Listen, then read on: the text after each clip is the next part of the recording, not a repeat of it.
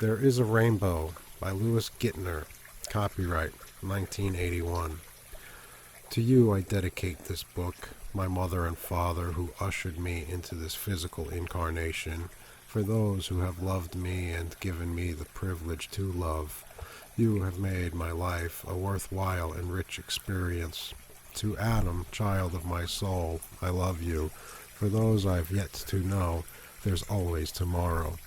The rainbow lives forever. As the first rays of the dawn appear on the horizon, I enter the cathedral of silence. The room is filled with cosmic excitement. Swirls of color weave a tapestry. I close my eyes and a voice speaks within my totality. The following pages contain some of this wisdom shared with love. Regardless of how dark the cloud, how howling the wind, how the raging storm, there is a rainbow. You are a child of the rainbow. The blue captured in the lake is reflected in you. It lifts you to the high road of living. The yellow of the sun is in your smile. It stimulates your mind and fills your heart with warmth. The violet is your normal heritage. It directs you into realms of inner knowing. The orange is a part of your every action. It's the zest of life, the movement and the motion. The green is the color of healing, the balance of many levels of consciousness, and this balance is yours if you choose it to be. The red is the color of man who walks the earth to share himself. It is the raw energy, the lead that is yet to be turned into gold. The indigo is the color of mysticism, the mystic. These are the colors of the rainbow. This is you.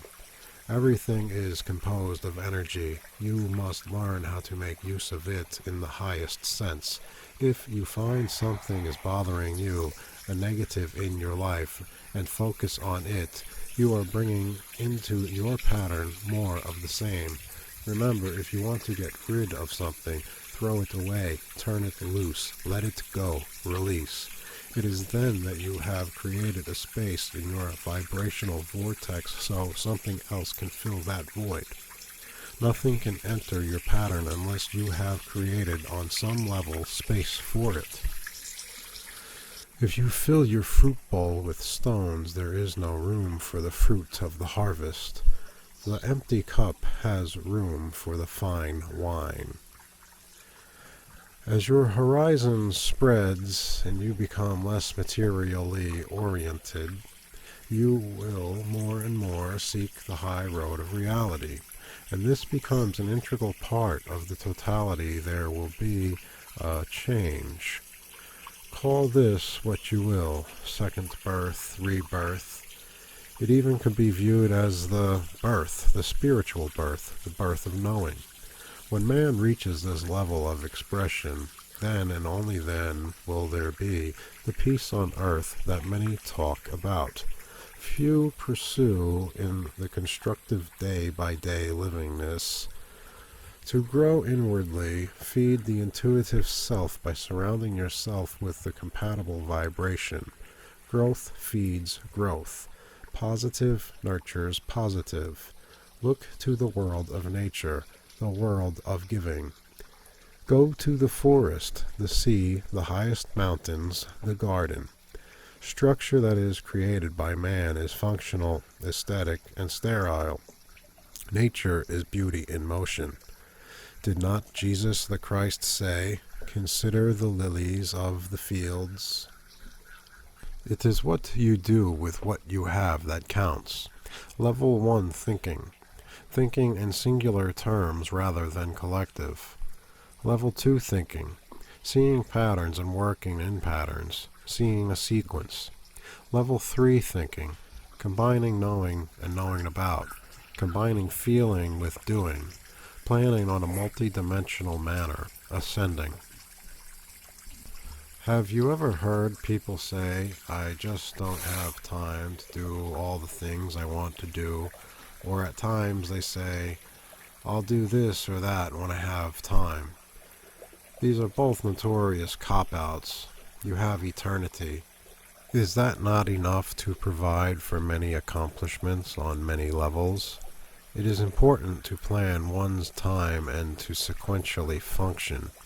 One can run to the store and make a purchase and go home to do chores only to discover that another trip to the store is necessary. Time is among the most wasted of commodities, and yet, in our one-level thinking, it is abundant and free. Actually, it is precious. It is to be used, enjoyed, shared. What we need is harmony in action, unity in action, love in action, growth in action, action, action, action. Today there is a new me. Each cell of my body is in harmony with the cosmic flow of the universe. Something within me is singing, and my song is the song of the celestial choirs.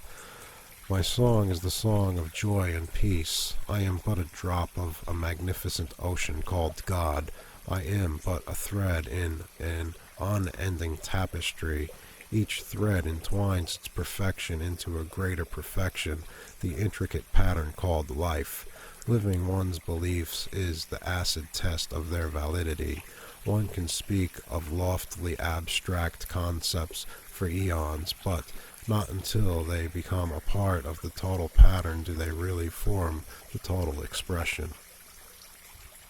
The inward experience is the most important experience you can have, for it provides fortification for the outward expression. Can a tire function without air? It does not matter what the conditions of a situation are. What matters is how you handle and structure and adapt these conditions toward a positive pattern. A gourmet cook may use the same ingredients that an unsuccessful cook uses. However, he uses a different type of combining. It is his use of these ingredients that help make a meal a superb one. Another ingredient is the caring and feeling that is blended into what he is doing. A professional artist or photographer can create a prize-winning composition with any setting or scene. An amateur would complain of the fog, direct sunlight, etc. The creative photographer will use these to his advantage. Conditions do not make success. It is how we use what is at hand that produces success. Do not complain and say conditions were not right, or I did not have the correct things to work with. Rather say, I was too lazy to use my constant resource center to proceed in a positive, creative, and uplifted manner. You have the power to construct your world any way you desire. Throughout the eons, man has lifted his eyes into the heavens and felt alone, a small ship drifting in a vast sea of foreverness. This is how it should be, for growth is expressed in the part, and as one flower in the garden announces spring, others join it. Yes, all are a part of a greater whole. You are the expression of the whole, the reflection of the sun, and what a magnificent expression it is. All about there is a silence. Dawn benignly casts her rays to give light to this new day. Across the bay a loon sings a few notes of his plaintive song. The wind gently dances through the trees. They whisper ever so softly as not to disturb the yet sleeping day. There is a feeling of expectancy all about. What will this new day bring? What lovely surprises has the cosmos to bring out of the treasure chest called life? Somewhere new babe takes his first breath. He is ready to start a new life, a wonderful life, filled with much promise and many challenges. Another of the earth's inhabitants prepares to leave. It has been a good life. He has toiled many hours for many days, and his face is a road map reflecting all that was experienced. He looks about the room, silently bids farewell, and goes to sleep to waken another day, another time.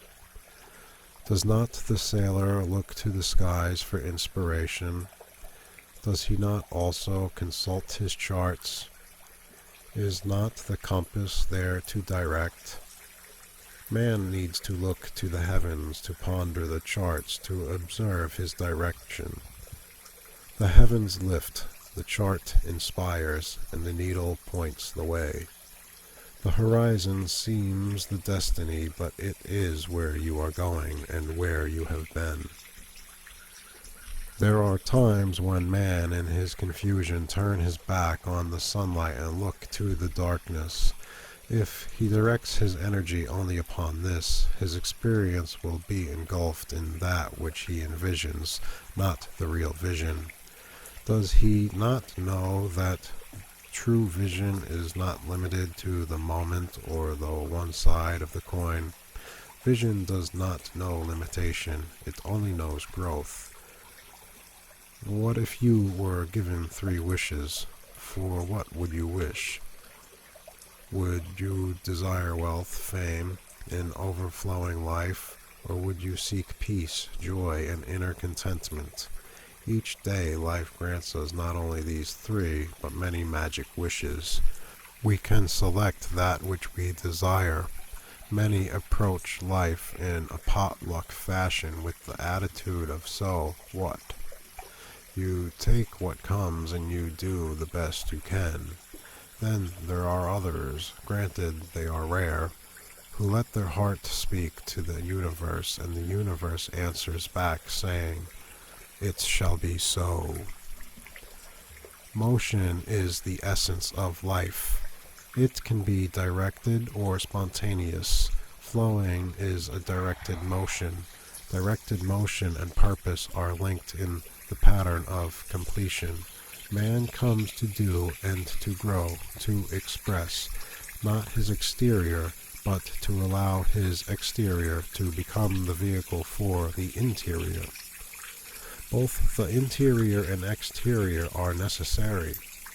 All things contribute if they are of nature. They are flowing. If something or someone does not contribute to the flow, they are in essence dead. It is when you contribute with joy and thanksgiving that purpose is expressed. The river flows, it always has, it always will. Man must learn to unite himself with this flow. It is life, it is creation. The whole scheme is so simple, so beautiful, so harmonious, a constant constructive flowing that asks nothing but to give. You create from that which is about you, and there is no limitation to creation. The cosmos says, "Here is your kitchen, create. Don't complain, I am out of pepper, improvise." Life is truly a magical wonderland, a kaleidoscope of ever-changing imagery, new, fresh, alive, and always eternal. The flame burns, its light belongs to the eons. Darkness is but a temporary moment, a blink in the cosmos. It is the light that knows no beginning, no end, no limitation. Man is in essence a light body. His destiny is merely a shell to house the precious jewel called life. Look to the stars. The roadways are many for those who choose to tread. Each path leads in essence to a conclusion. It is not the conclusion, but a conclusion. One can only reach this by ending the process of becoming and enter into the level of being. All paths are the paths of becoming. Being is having arrived. One might equate it to the process and the product. They are linked by motion, purpose, commitment. Yet, they are not the same. They are the path and the destination. Some confuse the journey and the destination. Threads form a tapestry, but they are not the tapestry. Many projects that are done under the worst possible circumstances are done under the best vibrational patterns. Adversity is the matrix to achievement in many instances. The path of least resistance often produces a barren outcome. Man usually grows more from struggle than by a harmonious situation. The process of overcoming seems to bring forth the best efforts and best results. Adversity can give birth to chaotic conditions, but usually the opposite is true. There seems to be much satisfaction in doing the near impossible. We do not usually applaud the underdogs. Something within us finds great satisfaction in seeing the lesser win. So be not afraid of the turbulent storm, for it is but the way shower of a most productive calm. The mighty oak stands tall and majestic. Its limbs lift to the sky. Did it not winter many storms and experience many seasons before it achieved its stature? Some of its days were the days of spring. Some days held the icy grips of winter. All helped produce this child of the seasons. It is good to experience the warm, carefree days, those without care. But it is also good to experience the hardships of the other days. If you experienced only the spring, would there be reason for other seasons? The pendulum swings to and fro. Which is greater? Let not your goals focus only on the smooth road ahead. Rather, be aware that its access is gained only by experiencing all, even the jagged road of today. The celestial symphony holds all. Live with nature, not against it. The way has been shown, the path laid before you. Need you question? Need you turn an exciting journey into a muddled merry-go-round? The path lies ahead. The footsteps are love, joy, faith, good cheer, aspiration, inspiration, attitude, commitment. The path is before you. Walk on. That which can deter you is called fear, hate, lust, greed, disharmony, prejudice, anger, limitation. The path is before you. Walk on. Look to the horizon. Your gaze is unlimited. Your experiencing is unlimited. You are unlimited. There is a grand design, an unending symphony. Each soul is blended into the tapestry called constant perfection. The universe is composed of structure on many levels. It is always in balance and harmony. Man needs to be aware of his structure and understand it so that he can understand his opposites. It is the principle of opposites, always in balance, that creates motion. Life is a continuum. It has no beginning and no end. The world of manifestation experiences what is labeled birth and death. However, this is a limited viewpoint. The universe is without limitation. What you can feel, see, experience depends only upon the moment, a brief moment, only a grain of sand in an unfathomable mountain. Man seeks that which he has already had. He labors for naught. Jason's golden fleece was with him from his journey's beginning. The gold man seeks in the distant mountain is not only beneath his feet, but within. The secret is to experience the experience, knowing not only with your mind, but also with your heart.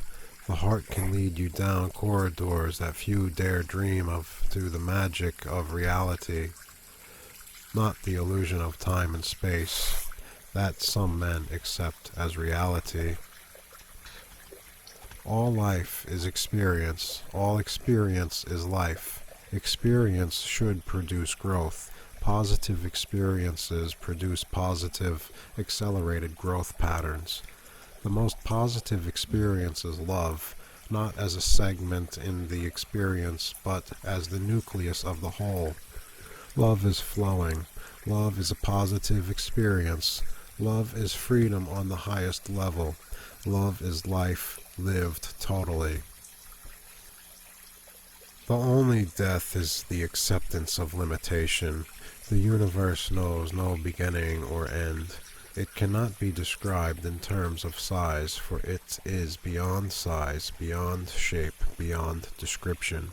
Description is merely how we perceive the moment and should be understood in those terms, rather than acceptance of fact. When early thinkers described the earth, it was from the viewpoint and perspective of the moment. That which is so now does not necessarily have to be so a few moments from now. We live in a universe of constant creativity. Stagnation is non-existent, only on the level of limited acceptance. Each man's universe is formed from the perspective of the moment. It has nothing to do with reality. Reality cannot be limited by perspective. Just as each pebble is part of the mountain, so you too are a part of the greater mountain, a greater you. You are the reflection of God, just as the sun is a reflection on the water. You are a reflection of a sun so vast that few in their wildest imagination can conceive it. Each part is independent, and yet is not the hand with fingers. It is composed of 10, the symbol of completion and beginning. You are a part of a completion, and you are a part of a beginning, for you belong to the hand of God. It is easy to get lost in the belief of isolationism. However, if you reflect upon the whole, the one, can you truly separate one finger from the hand? What you have is not yours. Only that which you can share is yours. The important things of life are not things alone. Every minute of every day can be filled with gold left with you, in your heart, in the breeze that whispers in the dawning of a new day, sunrises and sunsets, a few moments of magnificence to be recorded in your heart. Imagination can be a tool for perceiving or deceiving. When imagination and facts of the moment are blended, the result can be distorted. You often hear of someone who is suffering from an overactive imagination. The product is out of focus, the imagination deceived. Don't forget the Golden Gate Bridge, the telephone, and the aeroplane also are the products of an overactive imagination, the imagination perceived. There is a special rainbow waiting for you. It's there. You'll find it.